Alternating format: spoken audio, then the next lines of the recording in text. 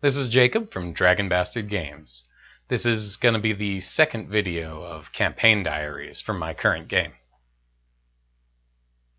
Session began on the 31st day of autumn. Carthal and Kinraglog returned to the canoe in the morning, but Kinraglog noticed Seeker up in the tree. They approached, woke him, and they returned to town. Along the way, Carthal was attacked by a giant botfly, but was able to squeeze out the egg and dispatch the fly. They saw another conspicuous stack of bunched bananas in an opening. Seeker, recognizing the trap, did his best charades to suggest ignoring them and going around. Kinraglog wanted them, however, so as they went around, he threw a grappling hook to try and collect them.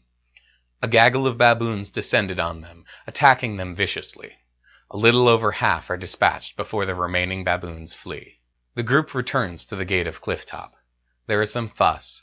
They seem to resist letting them return, but after speaking with Kinraglog and Grower, they are allowed entry. They take a long rest to make sure all are ready.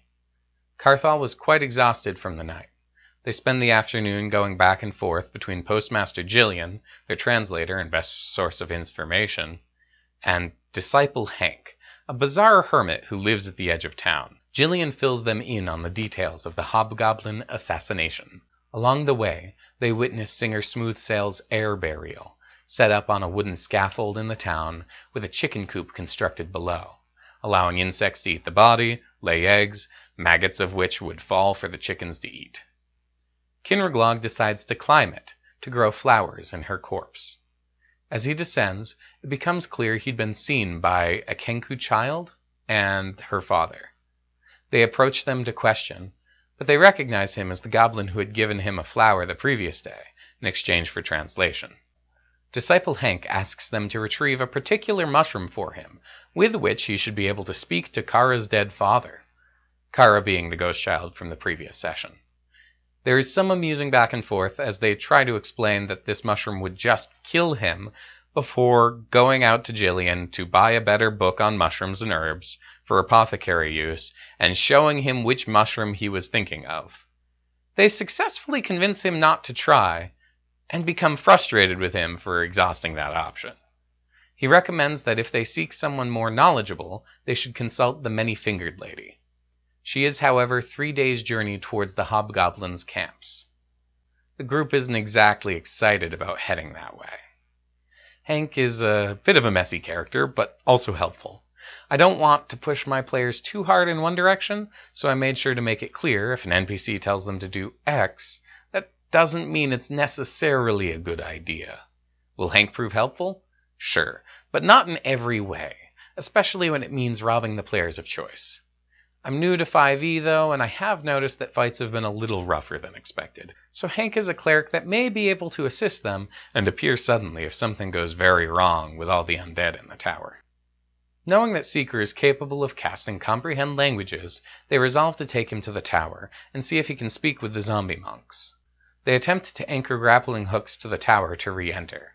It proves very difficult, but they manage to set them in the window of the second story, but not before alerting the monks inside.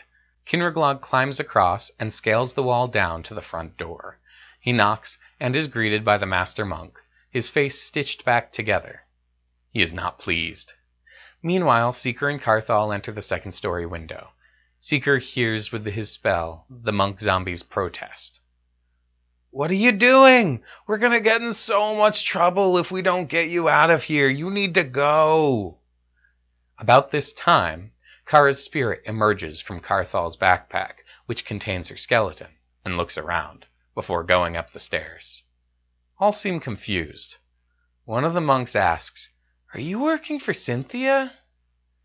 Some scuffle commences, the noise drawing the master monk and Kinraglog. Argument ensues. "We've been guarding this place for many lifetimes. We will not let you access it." He sees Kara's doll in Carthal's hand and begins to shout, "Where did you get that?" Things are on the verge of coming to blows when Kara steps down from the stairs above and looks at the master monk. "Daddy?" He turns back just beforehand, seeing Carthal's eyes watching something behind him. "Kara?" "Honey, I'm so sorry." He runs to her, and they embrace. I was working when it happened. I thought you were gone. I'm so sorry. They sob and commiserate for a while. Holding her, he turns to the group. Thank you for bringing her here. How did you find her? The group fails to communicate for a while. Only Seeker can understand everyone, and no one can speak to him. Glowing dust begins to appear around and drift off of Kara. Kara silently mouths, I love you, before fading into dust. Jen turns to Fury. What did you do? Bring her back! Bring her back!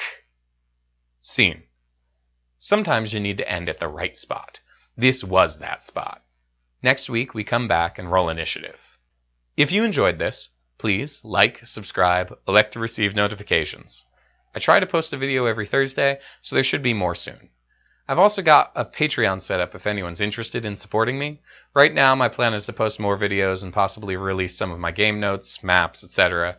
I've got big plans for the future, but they still seem a little distant to go into too much detail. Until next Thursday, bye-bye.